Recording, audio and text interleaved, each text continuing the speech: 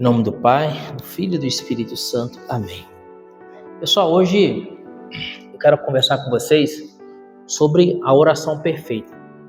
A mais perfeita de todas as orações. E essa oração é também conhecida como resumo do Evangelho.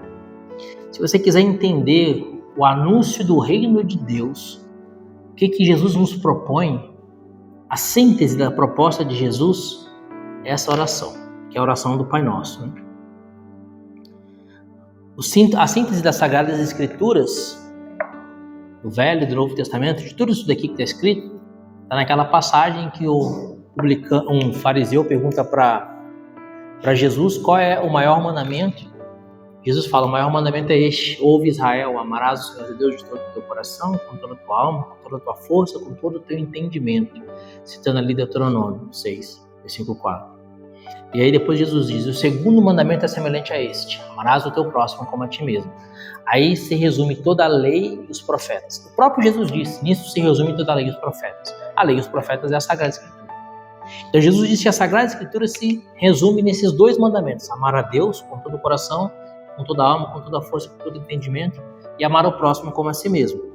E essa estrutura é a estrutura dos 10 mandamentos. Né? Os 3 primeiros mandamentos nos dizem respeito ao amor a Deus, nos conduzem, nos exortam a amar a Deus, e os 7 outros mandamentos nos exortam a amar os irmãos. 3 e 7. 3 é o número que representa a divindade, a pessoa de Deus, né? Deus unitrino. Sempre quando algo da Sagrada Escritura quer mostrar que aquilo é extremamente afeto a Deus, que aquilo pertence a Deus, que aquilo é próprio de Deus, a Sagrada Escritura grifa com o número 3, para mostrar que aquilo é santo, é de Deus. Por exemplo, foram 3 os anjos que visitaram a Abraão. Jesus morre e ressuscita ao 3º dia, e assim por diante. E quando a Sagrada Escritura quer nos convidar à santidade, quer nos chamar à perfeição, como vai dizer Mateus 5, versículo 48, sede perfeitos como vosso Pai Celeste é perfeito, ela grifa com o número 7, porque Deus criou o mundo em 6 dias e no 7º descansou. Então 7 é o símbolo da obra perfeita de Deus.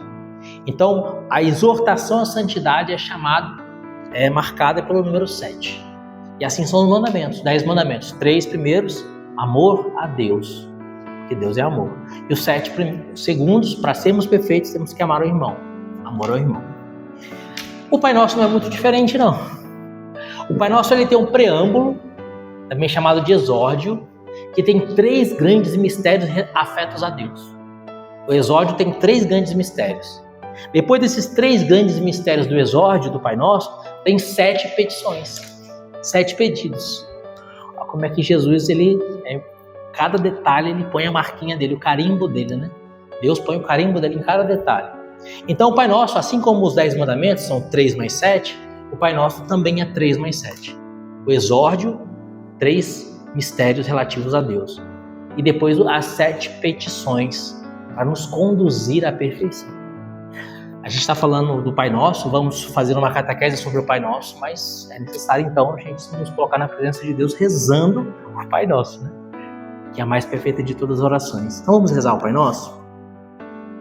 Em nome do Pai, do Filho e do Espírito Santo. Amém. Pai nosso que estais nos céus, santificado seja o vosso nome. Venha a nós o vosso reino, seja feita a vossa vontade, assim na terra como nos céus. O pão nosso de cada dia nos dai hoje, e perdoai as nossas ofensas, assim como nós perdoamos a quem nos tem ofendido. E não nos deixeis cair em tentação, mas livrai-nos do mal. Amém. Em nome do Pai, do Filho e do Espírito Santo. Amém. Antes da gente começar, eu quero só fazer um parênteses. Eu rezei: perdoai as nossas ofensas, assim como nós perdoamos a quem nos tem ofendido. Mas essa não é a tradução correta. Depois, ao longo da catequese, quando chegarmos nesse ponto, eu vou falar da tradução correta. Eu rezei dessa forma para não causar estranheza para vocês, porque quando a gente reza diferente daquilo que estão habituados, né, como a gente estava falando, né, quando foge daquilo que está habituado, causa estranheza, né? Mas o correto no hebraico não é ofensas, é dívidas. Em latim também, a tradução para o latim, né? Debitoribus. A gente vai falar disso mais à frente. Queridos, então vamos começar falando do Pai Nosso. O Pai Nosso ele aparece 2 vezes na Sagrada Escritura. Ele é trazido no Evangelho de Lucas e no Evangelho de Mateus. O Evangelho de Lucas ele traz um trecho mais reduzido do Pai Nosso. O Evangelho de Mateus, em Mateus capítulo 6, versículo 9, ele traz o trecho em que a gente tem o Pai Nosso por completo, que é o que nós rezamos na Santa Missa. Pega comigo Mateus capítulo 6, versículo 9, para começarmos bem a nossa catequese com a luz da palavra de Deus. Mateus capítulo 6, versículo 9. Eis como deveis rezar. Então Jesus já começa dando uma ordem, né? Antes dele ensinar o Pai Nosso, ele já dá uma ordem. Rezem assim. Essa ordem de Jesus também faz parte da nossa catequese. Eis como deveis rezar. Essa ordem de Jesus significa muito mais do que eis o que vocês têm que falar. É muito mais do que isso. Você lembra que eu disse para vocês que o Pai Nosso é a síntese do anúncio do reino de Deus feito por Jesus? Que o Pai Nosso resume a doutrina de Jesus, resume a pregação de Jesus? Então, quando Jesus fala eis como deveis rezar, Jesus está dizendo assim, isso que vocês precisam viver. A vida de vocês tem que ser desta forma. Isso que eu vou ensinar para vocês, é como se Jesus dissesse, isso que eu vou ensinar para vocês agora, precisa estar gravado nos teus corações, de tal forma que vocês precisam entender que vivendo isso, vocês vão caminhar para o céu. E de fato isso ficou tão gravado no coração dos apóstolos, que até hoje nós rezamos o Pai Nosso. E por que nós rezamos o Pai Nosso? Porque o Pai Nosso está nas Sagradas Escrituras, Mateus capítulo 7, versículo 9 em diante, nas Sagradas Escrituras. O Pai Nosso está no Sagrado Magistério, porque o Magistério sempre venerou, honrou, propagou o Pai Nosso, o Sagrado Magistério, e o Pai Nosso foi transmitido a partir dos apóstolos na Sagrada Tradição. Essa é a base da igreja. Lembra que a gente falava no ano passado sobre o tripé, sobre o qual se fundamenta a igreja, Sagrada Tradição, Sagrado Magistério e Sagrada Escritura? O Pai Nosso está presente na Sagrada Tradição, no Sagrado Magistério e na Sagrada Escritura. Assim também como a Ave Maria, que a gente vai meditar semana que vem. A Ave Maria e o Pai Nosso são orações intrinsecamente católicas. Estão presentes em todas as realidades católicas, naquilo que é mais essencial para o católico. A Sagrada Tradição, a Sagrada Escritura e o Sagrado Magistério. Então Jesus diz, eis como deveis rezar. Pai nosso, que estais no céu, santificado seja o vosso nome. Venha a nós o vosso reino, seja feita a vossa vontade, assim na terra como no céu. O pão nosso de cada dia nos dai hoje. Perdoai as nossas ofensas, assim como nós perdoamos aos que nos ofenderam. E não nos deixeis cair em tentação, mas livrai-nos do mal. Essa Bíblia aqui que eu tô lendo é a Bíblia da Ave Maria. Vocês estão com a Bíblia da Ave Maria? Não, né? Lembra que eu falei para vocês que a tradução mais correta não é ofensas? A Bíblia da Ave Maria, ela traz aqui um asterisco e um rodapé. No rodapé ela diz assim, tradução literal, perdoai as nossas dívidas, assim como nós perdoamos aos nossos devedores. Então, por isso que eu gosto da Ave Maria. Ela traz aqui ofensas, que é o que todo mundo está acostumado, né? Mas ela explica no rodapé que não é ofensas no sentido primaz e o original que Jesus disse não é ofensas, é dívidas. Mas vamos lá. O Catecismo da Igreja Católica, ele vai falar do Pai Nosso a partir do parágrafo 2759. 2759, o Catecismo vai começar a falar sobre o Pai Nosso, a oração do Senhor, né? E eu quero pegar só um trechinho do Catecismo para dizer exatamente aquilo que eu disse para vocês e mostrar para vocês que isso não só da minha cabeça, mas é doutrina da Igreja. Parágrafo 2761 do Catecismo da Igreja Católica. O artigo 1º já diz assim, o resumo de todo o Evangelho. A oração do Senhor é realmente, olha só o que vai dizer o Catecismo, é realmente o resumo de todo o Evangelho. Depois de nos ter legado essa fórmula de oração, o Senhor acrescentou, pedi e recebereis, João 16, versículo 24. Cada qual pode, portanto, dirigir ao céu diversas orações, conforme suas necessidades, mas começando sempre pela oração do Senhor, que permanece a oração fundamental. Olha só as coisas que o Catecismo diz do Pai Nosso. Resumo de todo o Evangelho, oração perfeita, oração fundamental. Então, gente, se você esquecer de tudo que está no Evangelho, se vocês não tiver uma amnésia aí, ou se acontecer uma desgraça e queimarem todas as Bíblias, se você se lembrar ainda do Pater Noster Quies in Celi, Pai Nosso, ali você pode, como eu vou dizer assim, preservar no seu coração toda a doutrina de Jesus. Está um barulhinho para estar chegando gente aí, vocês ouviram? Chegou? Chegou e saiu? Então chegou e eu falo, né? Aqui não. Vamos lá, povo de Deus. A oração perfeita que atinge os céus. Muita gente critica a igreja católica de outras religiões, né? Principalmente religiões protestantes, dizendo que nós erramos porque fazemos orações prontas. Vocês já ouviram essa crítica aí? Nunca ouviu essa crítica? Muitos protestantes falam assim, por que vocês ficam repetindo a mesma oração? Ave Maria, Pai Nosso, Pai Nosso. Como a gente faz um texto, né? Porque é muito mais interessante você fazer uma oração do seu coração e conversar com Deus como quem conversa com um amigo. Nunca ouviram essa objeção? Já ouviu, Antônio, essa objeção? Para superar essa objeção, basta a palavra de Jesus, né? Mateus capítulo 6, versículo 9. Eis como deveis rezar. Então, o próprio Jesus fala, reza assim, gente. Então, essa é a primeira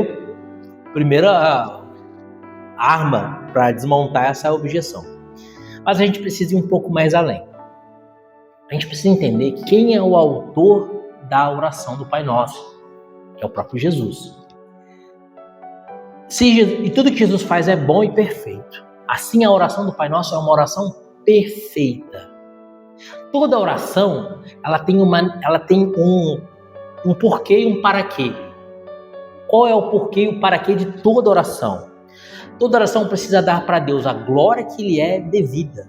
Glória intrínseca e glória extrínseca. É claro que a glória intrínseca de Deus é a glória do próprio Deus. É a glória que ele já tem no céu. A gente não pode acrescentar nenhuma glória a Deus intrinsecamente, porque essa já é a glória dele na eternidade. Mas a oração precisa reconhecer essa glória de Deus intrínseca e aumentar-lhe a glória extrínseca, que é a glória que nós lhe tributamos. Porque nós temos uma dívida para com Deus. Perdoai as nossas dívidas, assim como nós perdoamos os nossos devedores. Eu como que a gente vai voltar muito nesse negócio da dívida hoje, porque a gente precisa conhecer os textos no sentido original. Porque uma palavra que você muda de uma coisa que você traduz, você às vezes desconstrói um raciocínio daquela pessoa que é o autor daquele texto, né? Quando Jesus colocou dívida, Jesus tinha um porquê. Nós temos uma dívida para com Deus. Sobretudo uma dívida de amor. Temos outras dívidas que a gente vai comentar ao longo da catequese. Mas sobretudo uma dívida de amor. E como na oração suprir, saciar essa dívida de amor com Deus? Muitas vezes a nossa oração não vai alcançar essa, como eu vou dizer assim, não vai penetrar dessa forma o coração de Deus a ponto de saciar essa dívida. Às vezes a gente pode fazer orações que até ofendem a Deus. Muitas vezes nós fazemos orações que são verdadeiras ofensas ao próprio Deus. Quando lhe pedimos uma coisa, por exemplo, que é contra a sua vontade. Muitas pessoas fazem orações pedindo a Deus que realize coisas que são contrárias à vontade do próprio Deus. Isso ofende o Senhor. Ou pessoas que desconfiam de Deus, não confiam no Senhor. São Pio de Petreutina vai dizer que não existe pior ofensa a Deus do que desconfiar dele. E tem gente que faz oração apresentando para Deus a sua desconfiança de Deus. Senhor, se o Senhor puder fazer tal coisa, como se o Senhor puder? Pode tudo. Entendeu? E ainda que a pessoa não diga isso, a pessoa tem esse pensamento, tem essa intenção, tem essa ideia de que se Deus puder, entendeu? E assim por diante, sem contar as orações que a gente tenta a Deus e assim vai.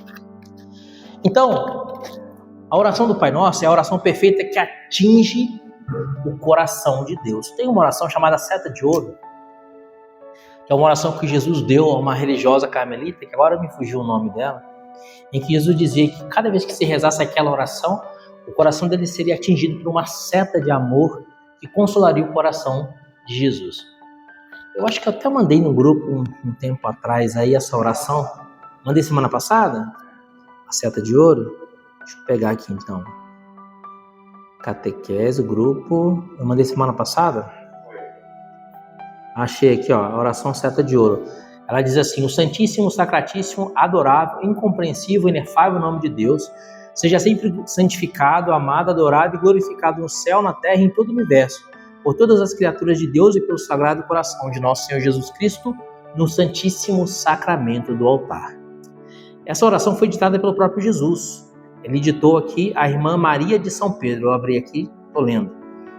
Essa oração foi ditada por nosso Senhor Jesus Cristo, a irmã Maria de São Pedro, carmelita descalça, freira de Tours, França, que viveu entre 1816 e 1848.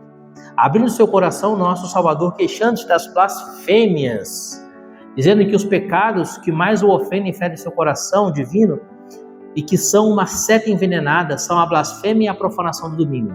Jesus falou também sobre esta oração, seta de ouro, dizendo que todos aqueles que a rezarem irão penetrá-lo deliciosamente e também curar aquelas outras chagas que o machucam pela malícia dos pecados.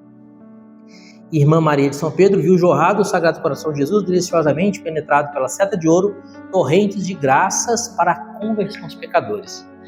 Gente, se essa oração, seta de ouro, foi ditada por Jesus em 1800 e pouco, século XIX, para a irmã Maria de São Pedro, para que assim pudesse consolar o coração dele, e essa é uma oração que já começa adorando e glorificando o nome de Deus, né? Início da oração, vou pegar aqui mais uma vez, ela começa assim, ó: o Santíssimo, Sacratíssimo, adorável, incompreensível, inefável. Tá vendo? Glorificando, adorando o nome de Deus. Glória intrínseca e glória extrínseca. Reconhecendo e dando glória a Deus. Esse é o objetivo da oração. E a oração só vai alcançar o seu objetivo se a oração alcançar essa glória extrínseca e essa glória intrínseca. E às vezes eu vou rezar e eu falo assim: Senhor Jesus, eu estou precisando de um emprego. Estou precisando pagar minha dívida. Senhor Jesus, eu estou precisando também que o Senhor cure minha sogra, não sei o quê. E começo a fazer um monte de pedido para Jesus, apresentando para Jesus a minha lista de iFood, sabe?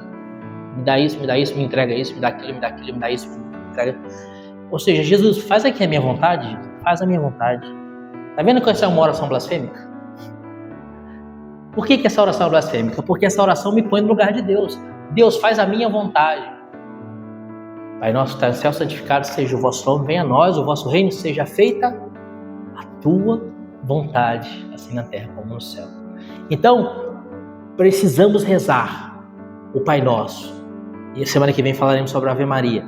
Mas essas orações que a igreja nos propõe ao longo desses 2000 anos de história da igreja, essas orações que chegaram até nós pela Sagrada Tradição e pelo Sagrado Mistério, nós rezamos essas orações ditadas, prontas, porque essas orações têm eficácia em penetrar o coração de Deus. A oração da Ave Maria, o meio da Santíssima Virgem, penetra o coração de Deus, como a oração seta de ouro que lemos, como o texto da misericórdia, que foi o próprio Jesus que deu a Santa Faustina, e como a oração do Pai Nosso. Por isso que rezamos essas orações prontas. E olha o que vai dizer o Catecismo da Igreja Católica: você pode rezar suas orações que você quiser, conversando com Deus, mas primeiro começa com o Pai Nosso. Olha que interessante que diz o Catecismo. Cada qual pode, portanto, dirigir ao céu diversas orações, conforme suas necessidades, mas começando sempre pela oração do Senhor, que permanece a oração fundamental. Oração fundamental. O fundamento de um prédio, sobre o fundamento de um prédio se constrói todo o edifício. Então a nossa espiritualidade, a nossa vida de oração precisa ser fundamentada sobre a oração perfeita, sobre o Pai Nosso. Aqui, no Pai Nosso, a gente vai construir o nosso edifício espiritual. A gente vai construir o nosso relacionamento com Jesus.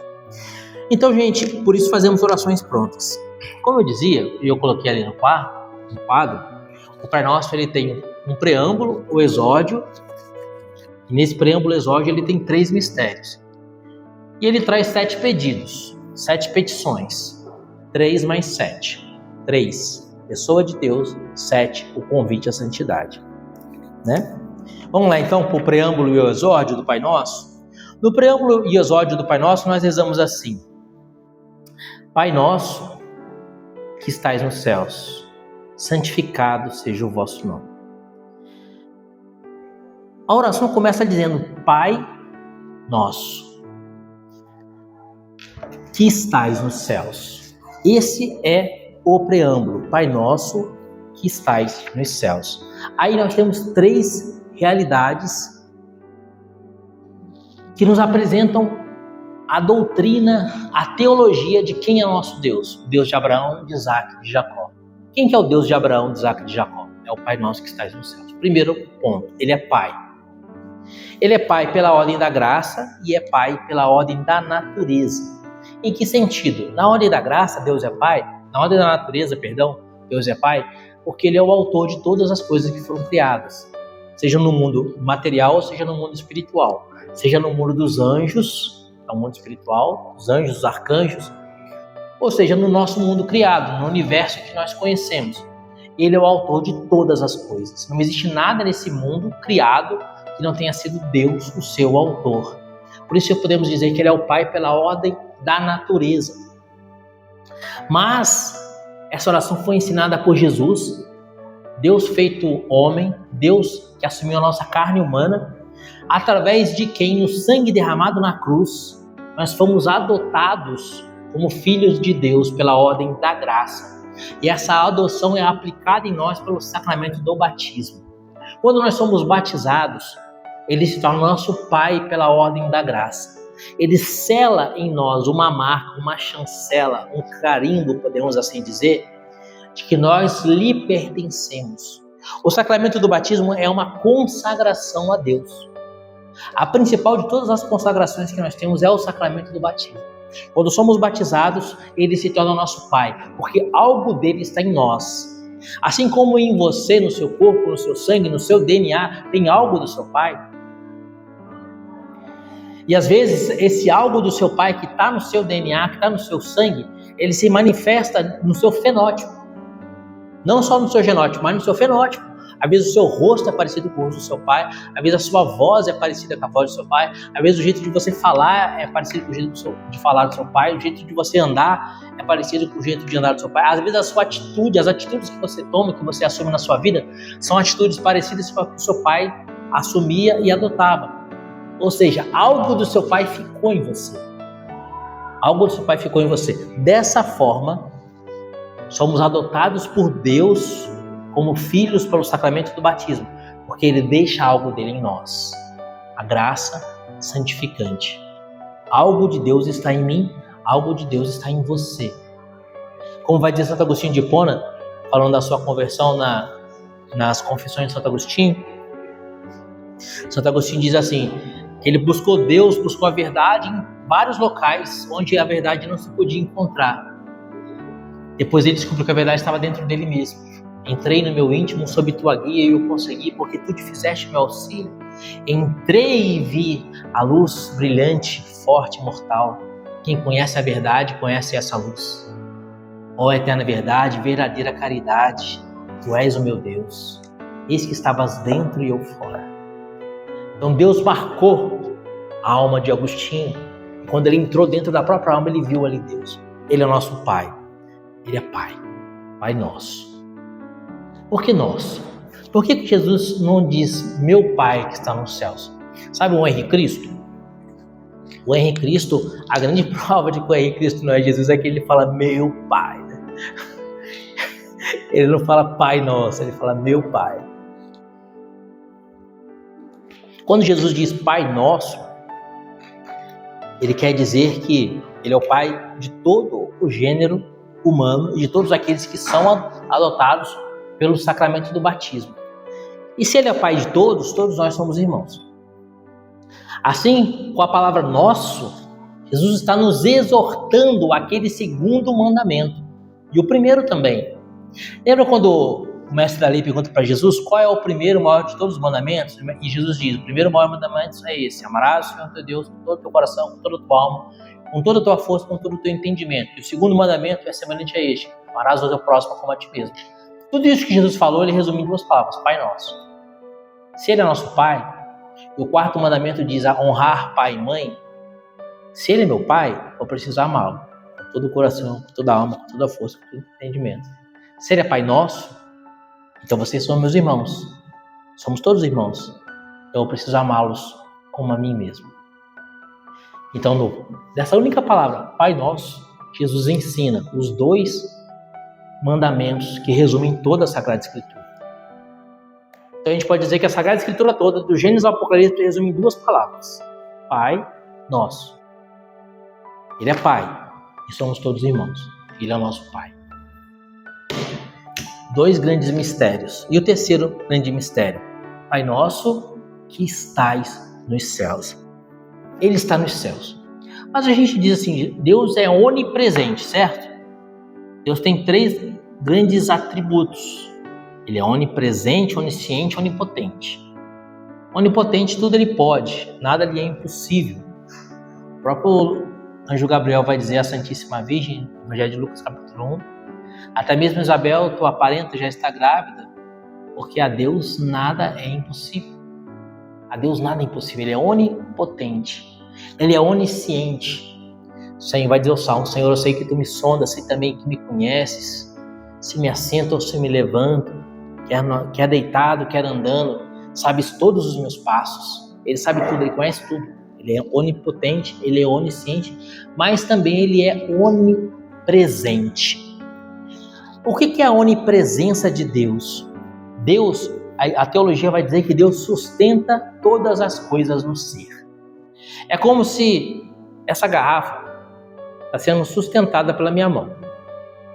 Se eu tiro a garrafa, ela cai e se espatifa, por assim dizer. Imagine que ela seja uma garrafa de vidro. Pensa que é vidro. Eu tiro minha mão, ela cai, quebra, se espatifa. E não é mais uma garrafa. Isso é um exemplo bem esdrúxulo para mostrar que Deus sustenta todas as coisas, como essa mesa. Essa mesa está sustentando o celular, a garrafa, o catecismo, a Bíblia e assim por diante. Deus sustenta todas as coisas no ser. E essa mesa está sob todas essas coisas as sustentando. Assim, Deus está presente em todas as realidades, seja no mundo espiritual, seja no mundo material, sustentando essas realidades. É como se Deus, podemos assim, entre aspas, dizer, é como se Deus estivesse pensando em todas as coisas ao mesmo tempo, sempre, nunca parando de pensar. E com esse pensamento é como se ele colocasse ali a sua vontade para sustentar aquela coisa pelos séculos dos séculos. Por exemplo, São Francisco de Assis nasceu no século XIII, mas ele é vivo no céu. A alma de São Francisco está no céu até hoje, na presença de Deus. E a alma de São Francisco vai viver eternamente, porque eternamente Deus sustenta a alma de São Francisco no céu, no ser, no seu ser espiritual, pelos séculos dos séculos. E quando Jesus voltar no último dia, e os vivos e os mortos ressuscitarem, os mortos irão com o seu corpo ressuscitado para o inferno, os vivos com o seu corpo ressuscitado para o céu, e Deus vai sustentar os vivos e os mortos pelos séculos dos séculos.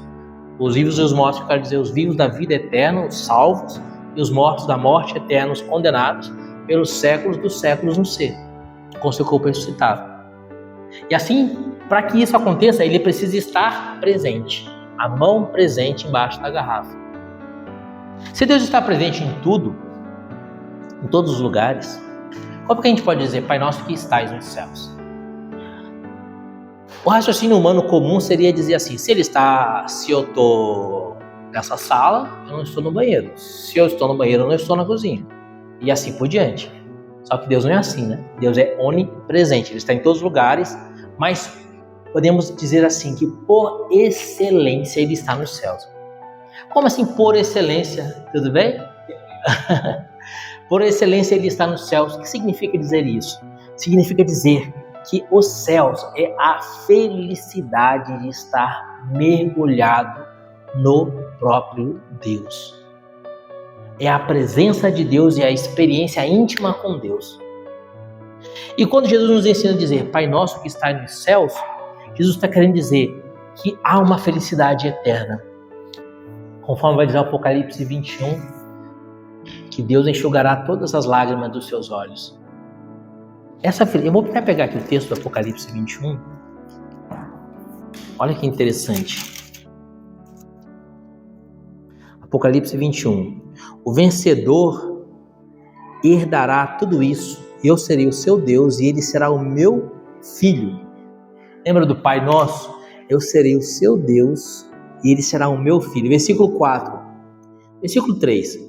Ao mesmo tempo, ouvi do trono uma grande voz que dizia: eis aqui o tabernáculo de Deus com os homens. O tabernáculo de Deus com os homens. O que é o tabernáculo de Deus com os homens? O céu. A presença de Deus. O lugar em que Deus habita, por assim dizer. O tabernáculo de Deus com os homens habitará com eles. Deus habitará com eles. Isso é o céu. Isso que Jesus quer dizer. Pai nosso que está nos céus. Ele é nosso Pai. Ele é meu Pai, Ele é seu Pai, Ele é Pai nosso. Somos todos irmãos. E assim como o Filho vive na casa do Pai, Ele quer que você viva com Ele e nele. Viva com Ele e nele. Esse é os céus. Habitará com eles e serão o seu povo. E Deus mesmo estará com eles. Enxugará toda lágrima dos seus olhos. E já não haverá morte, nem luto, nem grito, nem dor. Porque passou a primeira condição. Então essas três grandes realidades. Ele é Pai. Criou todas as coisas pela ordem da natureza. E nos gerou pela ordem da graça. Pela morte de Cristo na cruz. Foi atribuída a nós pelo batismo que nós recebemos. Ele é Pai. Ele é Pai nosso. Então somos todos irmãos e assim temos que nos amar uns aos outros. E praticar para os outros aquilo que nós gostaríamos que praticasse por nós mesmos. E esse Pai nosso nos convida a estar com Ele e mergulhar nele para sempre. Entrar no céu é como uma gota de água dessa daqui, ó, que mergulha no mar, no oceano. Imagina que aqui seja o oceano Atlântico. E aí você joga essa gotinha de água no oceano Atlântico assim, ó. Agora pega essa gota de água e põe na garrafa de novo. Consegue fazer isso? Chegar no barco na praia e fazer assim, ó, jogar um pouquinho de água doce no mar assim, ó. Agora pegar essa água doce e colocar aqui dentro de novo. Vocês conseguem fazer isso? Nunca mais você vai conseguir fazer isso. Assim é a alma que entra no céu, ela mergulha em Deus. É claro que ela permanece sendo ela, com a sua individualidade, com a sua experiência, mas ela está em Deus e nunca mais abandonar a presença de Deus. Pai nosso que estais nos céus. Agora a gente vai começar as petições. A primeira petição são 3 petições relativas a Deus e 4 petições relativas a nós mesmos. Pai nosso que está nos céus, santificado seja o vosso nome. Nome, essa expressão nome, ela representa o próprio Deus, a pessoa de Deus, o que Deus é. Mas poxa, Deus é o santo dos santos, né? Como a gente pode dizer santificado seja o vosso nome, se Ele é santo? E se santificado seja o vosso nome, não é com relação a Deus, é com relação aos homens. Que os homens entendam que Deus é santo e que os homens tributam a Deus a glória que lhe é devida. Glória extrínseca a Deus. Glória, já viu a missa, quando acaba a missa, o padre dá a bênção final, e o diácono dá a saudação final, né? As saudações finais mais comum é: ide em paz e que o Senhor vos acompanhe, né? Graças a Deus. Mas, na minha opinião, a saudação final mais bonita é aquela que o diácono diz assim: glorificai o Senhor com as vossas vidas, ide em paz e o Senhor vos acompanhe. Ouviram essa saudação final? Glorificai o Senhor com as vossas vidas. Isso significa: santificado seja o vosso nome. É a mesma coisa. A minha vida precisa mostrar a santidade de Deus. Eu preciso ser um reflexo da santidade de Deus no mundo. E que todos os homens sejam esse reflexo da santidade de Deus no mundo. Aqui a gente está pedindo pela santidade de toda a humanidade, pela conversão de todos os pecadores, que o mundo se torne o reino de Deus. Santificado seja o vosso nome. Vosso nome. Por que vosso nome? Esse pronome, a gente não diz santificado seja o teu nome. Esse vosso é o plural majestático. Já ouviu falar disso, plural majestático? Antigamente, em que havia reis e rainhas com muito mais frequência no mundo, usava-se o vosso somente para os reis e para as rainhas. Você já deve ter ouvido nos filmes, né? Vossa Majestade, Vossa Alteza, né? Então esse vosso é o plural majestático, usado para os reis e para as rainhas. Quando a gente diz aqui, santificado seja o vosso nome, a gente está dizendo que Ele é o nosso Rei, o nosso Senhor. Ele é aquele que reina sobre nós. Sabe aquela música? Senhor, eu sei que é teu esse lugar, todos querem te adorar, toma a sua direção, podes reinar, Senhor Jesus. Né? Essa música é exatamente isso. Quando você diz a palavra vosso, essa única palavra vosso já remete ao plural majestático e já mostra que Ele é o Rei dos Reis. Venha a nós o vosso reino, vosso nome, vosso reino. Esse vosso reino, sobretudo, é a igreja. A igreja católica, apostólica, romana é o reino de Deus no mundo hoje. A igreja católica, apostólica, romana é o reino de Deus no mundo. É por isso que a igreja é tão atacada, tão vilipendiada, tão ultrajada, tão perseguida ao longo desses 2000 anos de história. Porque a igreja é o reino de Deus e o demônio sabe muito bem que a igreja é o reino de Deus. E o demônio faz tudo e usa todas as suas forças para combater e tentar destruir a igreja. Mas o próprio Jesus disse em Mateus 16, versículo 18 em diante, que as portas do inferno não prevaleceriam contra a igreja. Perito as pedras, sobre essa pedra ficaria a minha igreja, e as portas do inferno não prevalecerão contra ela. O reino de Deus é a igreja. Mas, para que venha a nós o vosso reino, é preciso que a igreja estabeleça o reino de Deus no mundo. No mundo. Essa é a vocação da igreja. É por isso que a igreja tem congregações como a congregação de São Santo Inácio de Loyola, os jesuítas, a Companhia de Jesus, que é pelo mundo inteiro com o único objetivo de fazer isso.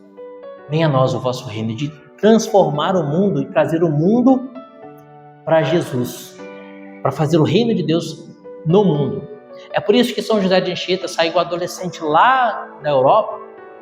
Ele é espanhol, na verdade, né? Ele é espanhol, São José de Anchieta, nasceu espanhol, estudou em Portugal e de Portugal veio para o Brasil adolescente.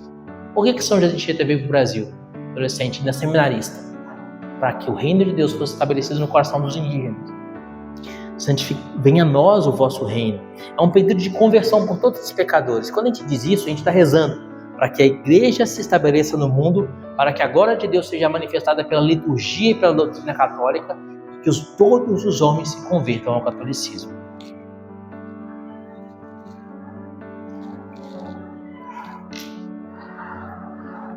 Está pedindo que a fé católica se espalhe pelo mundo e que o nome de Jesus seja amado, adorado e glorificado por todos os homens.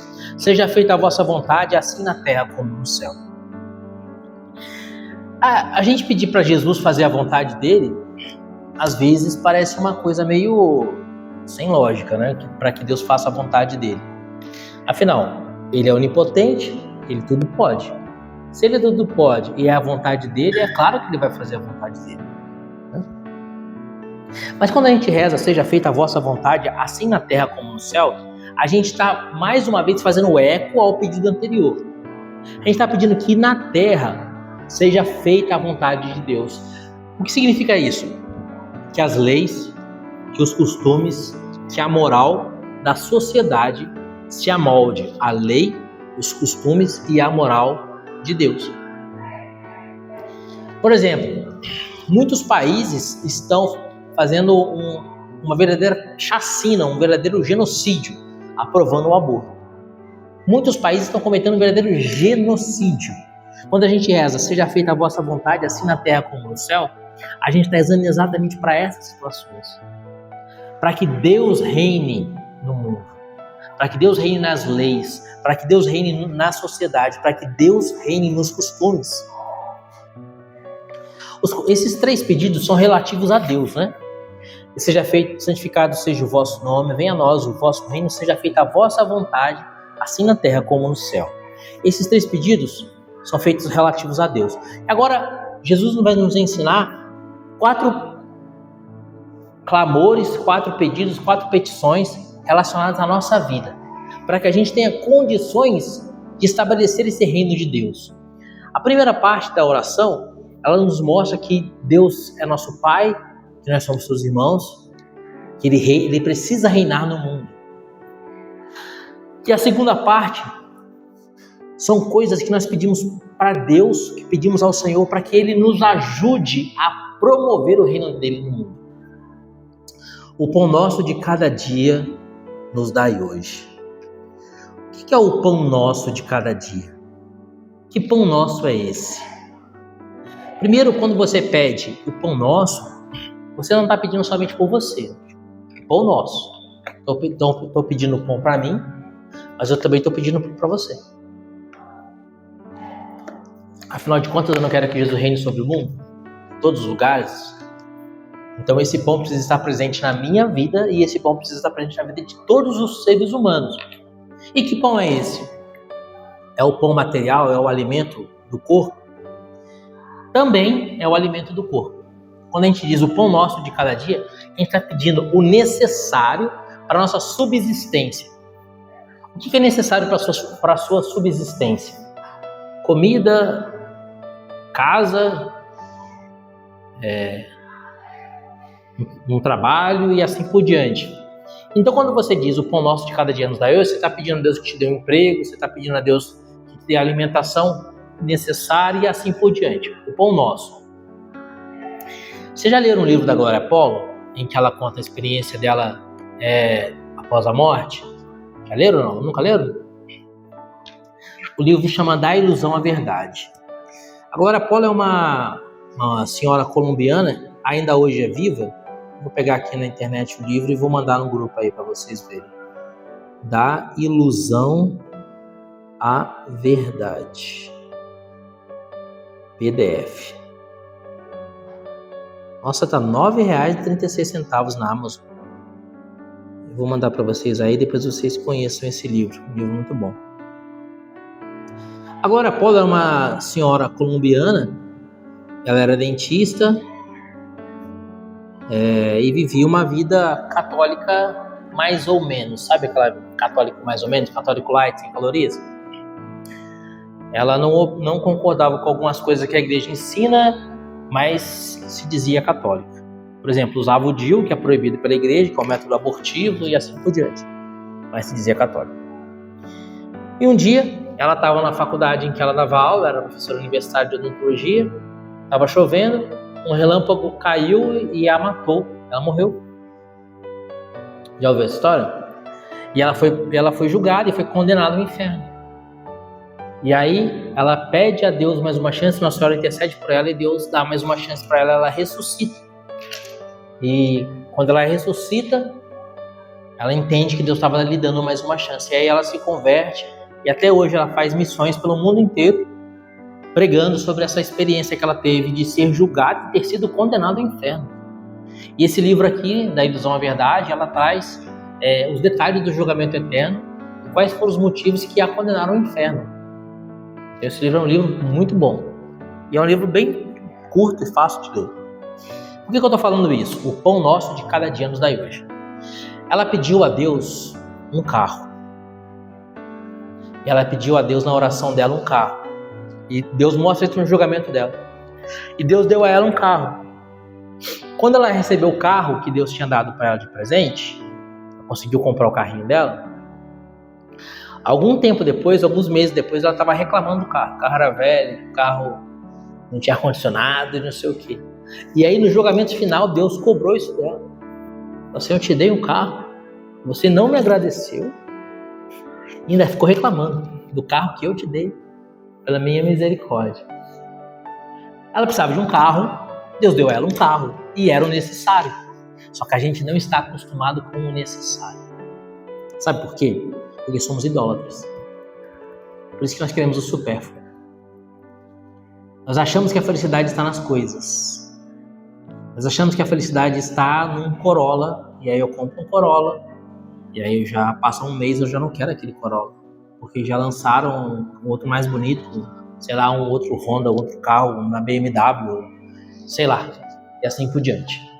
Eu compro uma casa, E aí eu olho para minha casa nos primeiros meses feliz, depois passo os meses, a minha casa já não é mais a casa que eu queria ter, porque eu já fico ter uma casa no condomínio. Eu quero morar no condomínio. Aí eu consigo a casa no condomínio, mas a casa no condomínio não tem a piscina. Eu quero uma casa com piscina. Aí eu compro uma casa com piscina, mas a casa que eu comprei com piscina, a piscina é quadrada, eu queria uma piscina redonda, com borda infinita. Aí eu compro outra casa com piscina redonda, com borda infinita, mas ela não é aquecida, é fria água. Aí eu compro outra casa e nunca está satisfeito, porque somos idólatras. Achamos que a felicidade está nas coisas. A felicidade está na vontade de Deus. A felicidade tem o nome, a felicidade de Jesus. Esse é o nome da felicidade. Aqui Jesus nos ensina: só eu basto a vocês.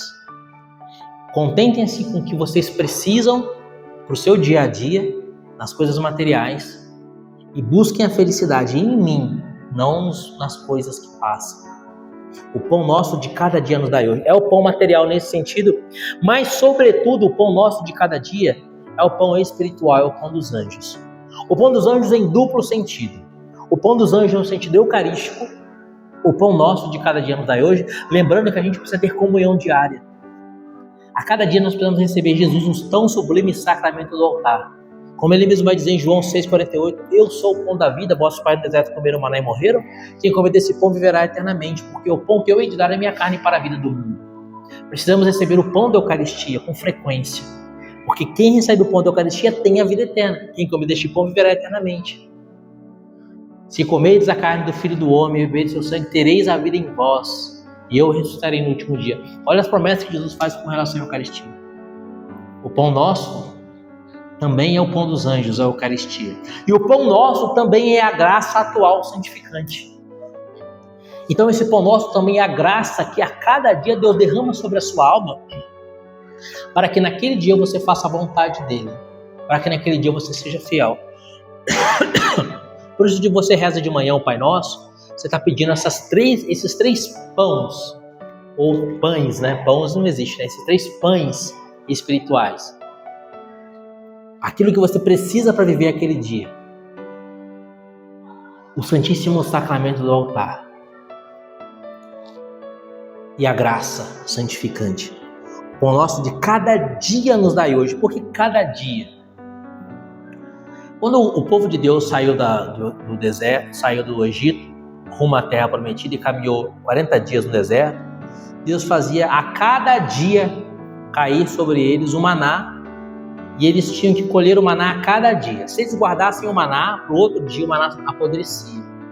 Todo dia Deus dava o maná. Por que isso? Deus estava mostrando que a nossa confiança precisa ser Ele.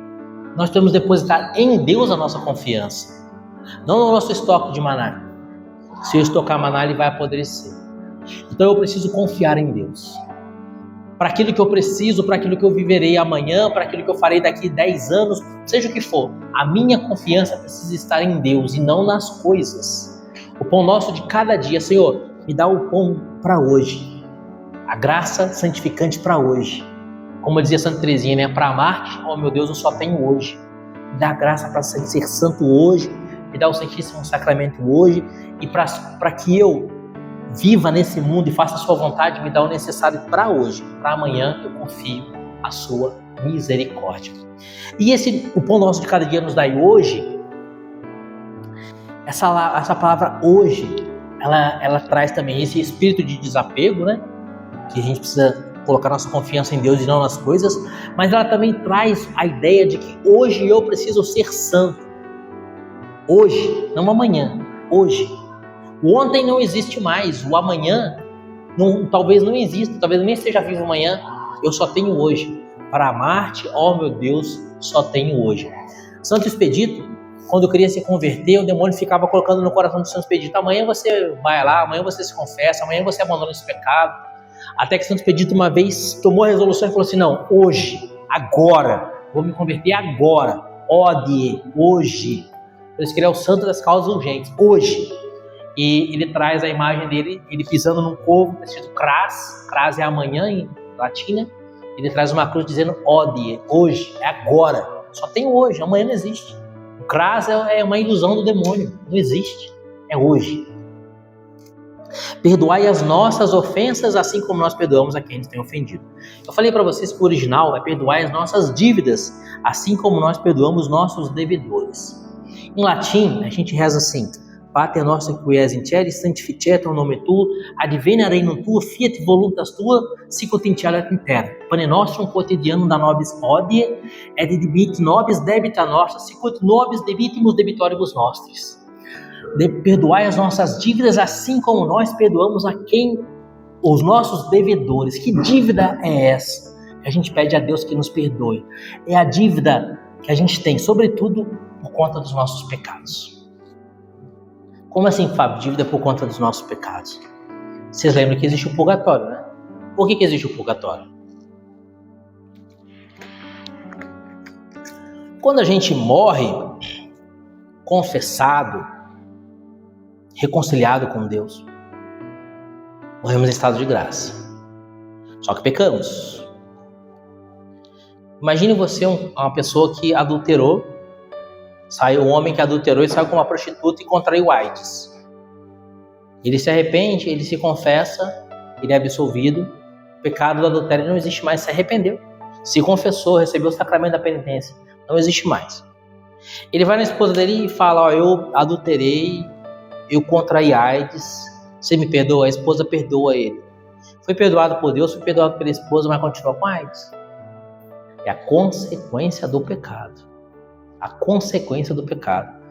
Eu matei uma pessoa, eu vou me confessar, vou me arrepender, vou pedir perdão para a família, vou sustentar a família com dinheiro, mas a pessoa que eu matei vai permanecer morta. Essa é a consequência do pecado. É a dívida do pecado.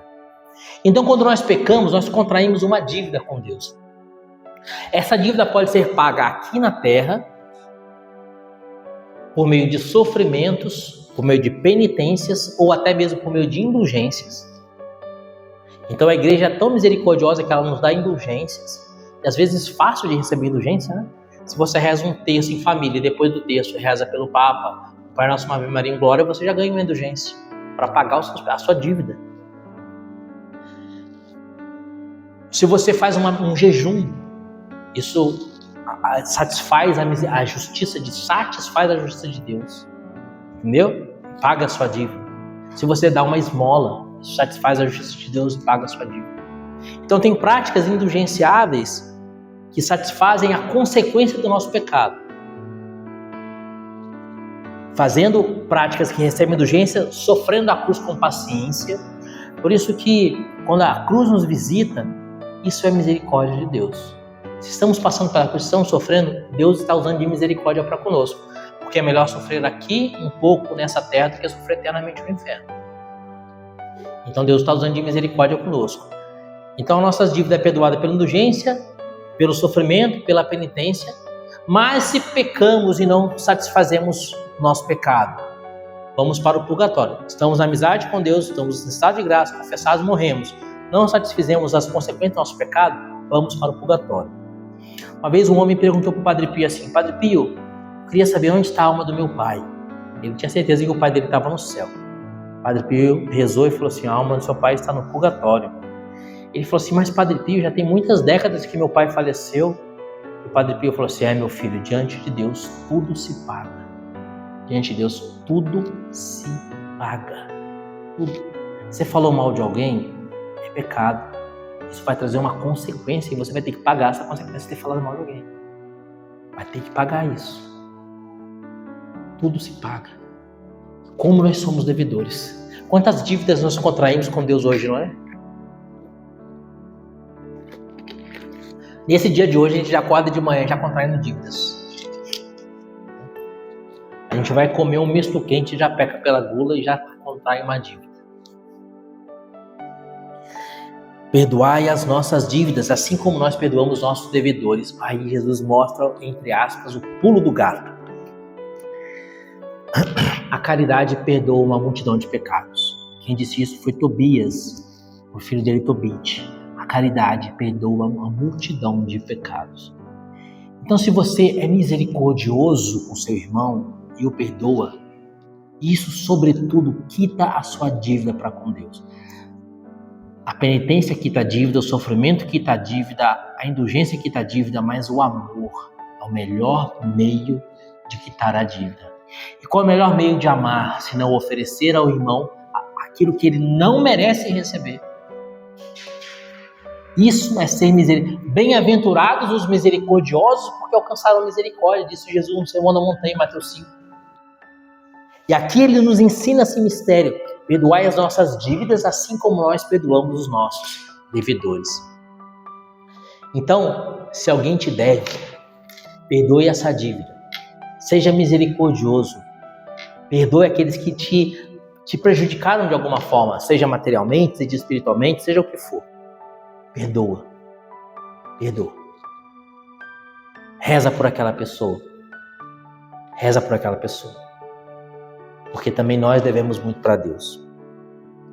Essa é a dívida do pecado, mas também tem a dívida da graça. Tudo que eu tenho, eu recebi da graça de Deus. Não tem nada que eu tenha e que eu não tenha recebido da graça de Deus. Quando você me dá um presente, o que eu falo para você? Obrigado, não é? Obrigado ao quê? O que significa obrigado no nosso português? O que significa, Davi? Obrigado.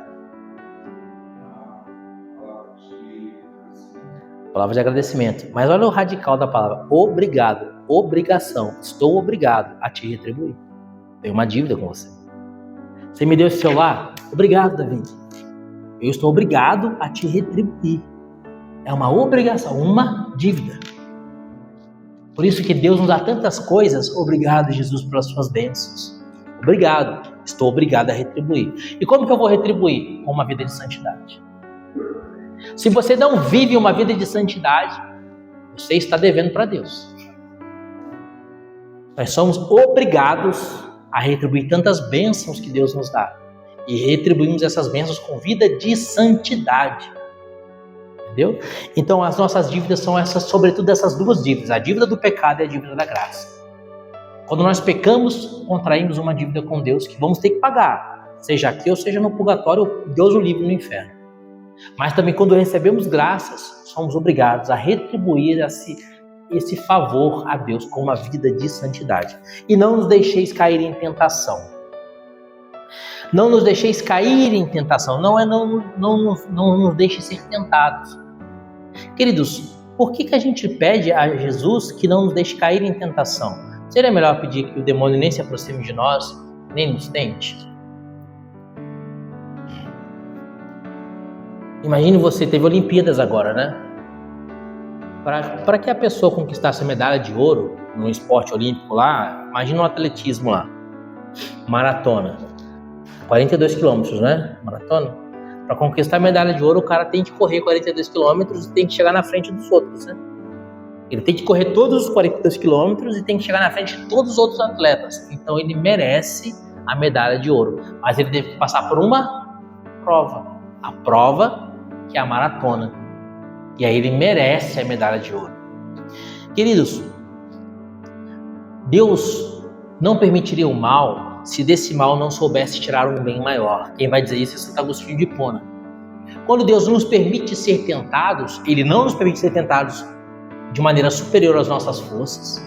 Ele limita a ação do demônio para que o demônio não nos tente de maneira superior às nossas forças, mas Ele permite a tentação porque vencendo a tentação nós conquistamos méritos. E são esses méritos que nos santificam. São esses méritos que nos aproximam de Deus. Então a gente pede: Senhor, não me deixe cair em tentação. A tentação virá, mas me fortalece no combate, para que sendo tentado eu vença o tentador, fugindo, rezando, resistindo, mas que eu lute como guerreiro. Joel capítulo 4, versículo 10. Mesmo o enfermo diga: eu sou guerreiro. É preciso guerrear. Josué capítulo 1, versículo 9. Se forte e corajoso, não te atemorize, não tenhas medo, pois o Senhor teu Deus está contigo em qualquer parte para onde fores. É preciso combate.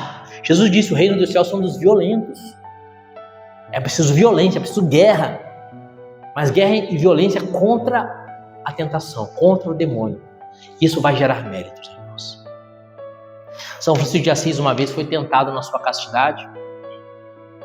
E aí ele tirou o hábito dele e se jogou nu sobre os espinhos, para se furar todo de espinhos e assim, sentindo a dor dos espinhos, vencer o pecado contra a castidade.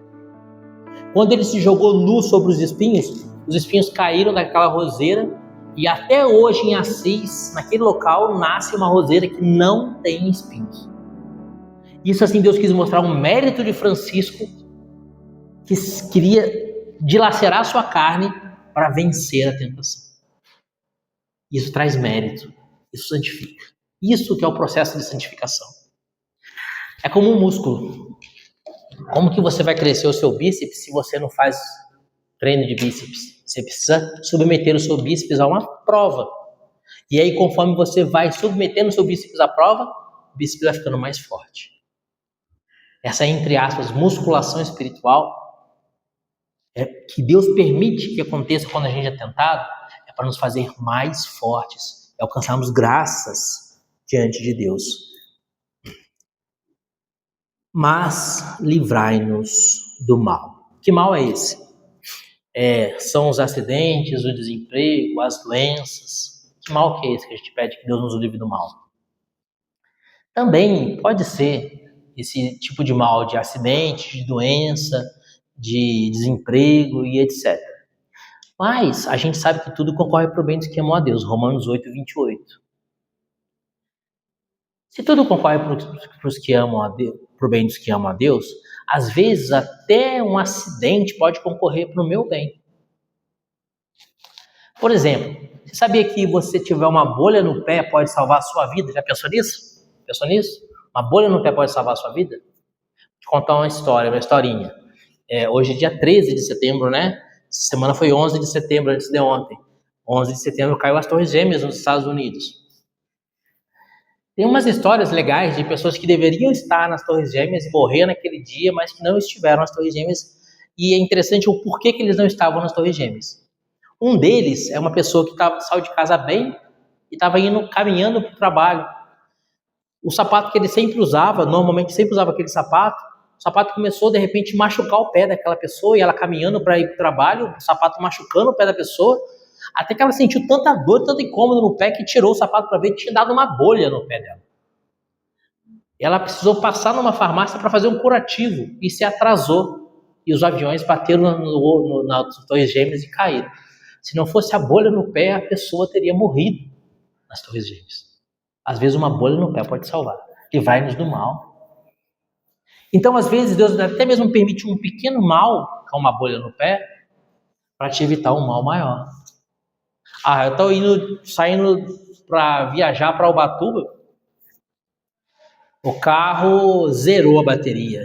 Eu perdi a viagem, não consegui fazer transferência de carga, não consegui, perdi a viagem. Eu já tinha alugado casa lá no Airbnb, já tinha pagado, já criançada chorando que queria ir para a praia, e perdi a viagem. E por que Deus permitiu isso? Porque talvez se você fosse na serra, você ia sofrer um acidente e morrer a família inteira. Então, às vezes, Deus permite um pequeno mal para evitar um mal maior. Então, a gente pode pedir a Deus que nos livre desse mal físico, mas não é esse mal, sobretudo, que a oração tem como objetivo pedir que nos livre. É o mal do pecado. Eu falei para vocês do nosso único problema, que é o pecado. Eu fiz essa catequese para vocês, não? Foi para outra turma, né? Tem uma catequese que eu faço em que eu mostro que tudo que acontece, nada é mal. Nada é mal. Só tem um mal, que é o pecado. O único mal que existe é o pecado. Então, quando a gente diz livrai-nos do mal, estamos pedindo a Deus que nos livre do pecado, que nos livre da desgraça de pecar. Romanos 6,23 vai dizer que o salário do pecado é a morte, a consequência do pecado é o inferno. Então, às vezes eu estou desempregado, estou sofrendo por causa do desemprego, mas esse desemprego que vai gerar méritos, que vai pagar as consequências do meu pecado, que vai me levar para o céu. Então, quando eu penso que o desemprego é uma maldição, na verdade o desemprego é uma bênção. O desemprego é uma bênção. O desemprego, às vezes, pode ser a bolha no seu pé que vai te evitar de estar no World Trade Center não, nas Torres Gêmeas, quando o avião bater nas Torres Gêmeas e derrubar tudo. Às vezes o desemprego é a bolha no seu pé. Às vezes eu estou doente, estou com câncer. Sempre fui uma pessoa boa, sempre rezei, sempre fui à igreja, fui catequista a vida toda, agora estou com câncer. estou sofrendo muitas dores, tomando morfina, etc. Já não consigo andar mais. Por que Deus permitiu que eu tivesse câncer? O câncer é a bolha no pé. Se não fosse esse câncer, ia para o inferno, meu filho. Então agradece a Deus, não pelo câncer, mas agradece a Deus porque Ele sabe tirar coisas boas de situações ruins. Então, gente, o câncer não é problema. A bolha é só uma bolha no pé. Desemprego não é problema. Desemprego é só uma bolha no pé. O problema mesmo é o pecado, que te leva para o inferno. Então, livrai-nos do mal, livrai-nos do pecado. Não, esse livrai-nos do mal não é um livrai-nos do demônio. Não, o demônio você já rezou antes. Não nos deixeis cair em tentação. Você já pediu, me dá a vitória contra o demônio na tentação, Senhor. Agora esse mal é o mal que habita em nós, na nossa concupiscência e o pecado. Livrai-nos do mal. Amém. O amém significa que assim seja. Que se realize, Senhor, tudo isso que eu vos peço. Antes de dormir hoje, se vocês ainda não rezaram o terço, né? Se rezaram o terço, vocês vão rezar muitas vezes o Pai Nosso. Mas eu quero fazer para vocês uma proposta de rezar o Pai Nosso meditando tudo isso que a gente falou nessa catequese e olhando para a sua própria vida. Se a sua vida está amoldada à oração do Pai Nosso. Para terminar a nossa catequese, eu quero pegar um trecho aqui do Catecismo da Igreja Católica, em que o Catecismo, no parágrafo 2762, ele diz assim, ele está citando aqui uma epístola de Santo Agostinho de Hipona, é uma expressão agostiniana, então é Santo Agostinho que está dizendo isso. Catecismo da Igreja Católica, parágrafo 2762, citando Santo Agostinho. Ele diz assim: percorrei todas as orações que se encontram nas Escrituras e eu não creio que possais encontrar nelas algo que não esteja incluído na oração do Senhor. Tudo que Deus reza na Escritura está incluído nessa oração do Pai Nosso. E São Tomás de Aquino, na Suma Teológica, ele vai dizer assim: a oração do Senhor é a mais perfeita das orações. Nela não só pedimos tudo quanto podemos desejar corretamente, mas ainda segundo a ordem em que convém desejá-lo. De modo que essa oração não só ensina a pedir, mas ordena também os nossos afetos. Ordena os nossos afetos. Então, olha para a oração do Pai Nosso hoje, reza a oração do Pai Nosso meditando e vê se os seus afetos estão ordenados com essa oração. Significa isso. Se aquilo que você quer, se a sua vida está amoldada a essa oração. Pai nosso que estais nos céus, santificado seja o vosso nome, venha a nós o vosso reino, seja feita a vossa vontade, assim na terra como no céu. O nosso de cada dia nos dai hoje e perdoai as nossas ofensas, assim como nós perdoamos a quem nos tem ofendido. E não nos deixeis cair em tentação, mas livrai-nos do mal. Amém. Em nome do Pai, do Filho e do Espírito Santo. Amém.